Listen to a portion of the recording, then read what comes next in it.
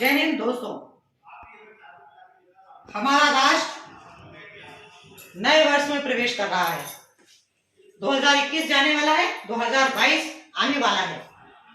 हम सब देशवासियों से एक संकल्प लेना चाहेंगे कि हम एकजुट होकर के अपने देश को समृद्ध और शक्तिशाली भारत के रूप में स्थापित करने के लिए तन मन और धन से प्रयास करेंगे।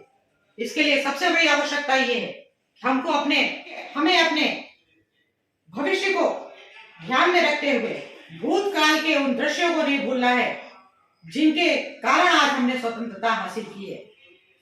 हमारे देश में दूध और दही की नदियां बहती थीं। भारत देश सोने की चिड़िया कहा जाता था। क्यों? क्या आप सबने इस विषय पर ध्यान दिया? आजादी के बाद हमारे देश में क्या क्या हुआ? हमारा देश मजबूत ना होकर के निरंतर कमजोर क्यों होता गया? किसी भी देश की मजबूती का आधार होता है वहां का युवा, वहां का हर एक वो व्यक्ति जो वास्तव में जागरूक हो।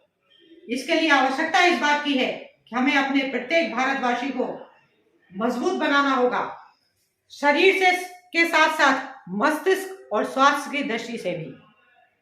आज हम आप सबसे ये बात कर रहे हैं। हमें सबसे पहली आवश्यकता हमारे देश को इस बात की है कि हम जो आरक्षण नाम का जो कीड़ा है उसे हटाना होगा।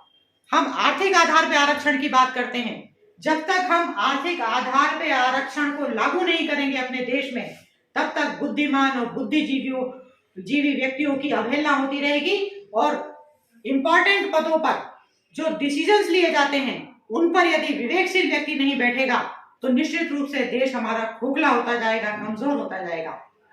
दूसरी बात एट्रोसिटी एक्ट की है।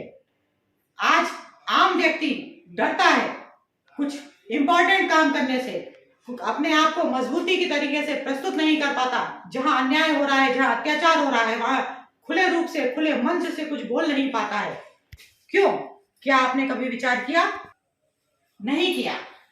लेकिन दोस्तों, आज आवश्यकता इस बात की है कि अगर हमको अपने देश को शक्तिशाली भारत के रूप में स्थापित करना है तो निश्चित रूप से आज हमें जितने भी देश को कमजोर बनाने वाली नीतियां हैं, जितने भी देश को कमजोर बनाने वाले कानून हैं, उन पर विचार करना होगा और उन्हें शक्ति के साथ, मजबूती के साथ संशोधन करके लागू करना होगा। तभी हमारा देश समृद्ध और शक्तिशाली बनेगा। इसके लिए आवश्यकता इस बात की है कि प्रत्येक देशवासी को एकजुट होकर के आगे आकर के सच्चाई की लड़ाई लड़नी होगी। और जब तक हम आगे आकर सच्चाई की लड़ाई नहीं लड़ेंगे तब तक हमारा साथ कोई नहीं देने वाला। आज हमेशा ये मानकर चलिए, अगर सच्ची बात हम दबंगता से करते हैं तो हमारी बात मानी जाती है, लेकिन उसके लिए आवश्यकता होती है सब लोगों को एकजुट होने तभी हमारा देश मजबूत और शक्तिशाली होगा। हम पुनः भारत को एक समृद्ध और शक्तिशाली भारत विश्व गुरु के रूप में स्थापित कर सकेंगे। जय हिंद, जय भारत।